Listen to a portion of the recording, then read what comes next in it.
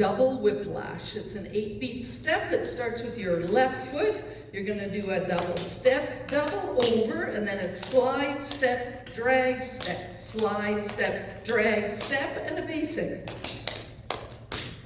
Double whiplash. Ready, and 1, 2. Slide and drag, and a basic.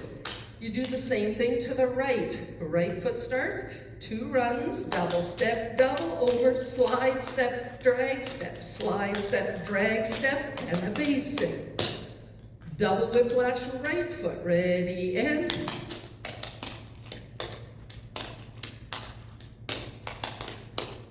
we're going to do 2 double whiplash. Ready, and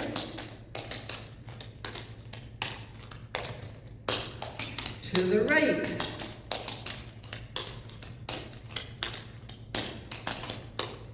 One more time, 2 double whiplash. Ready, and to the right.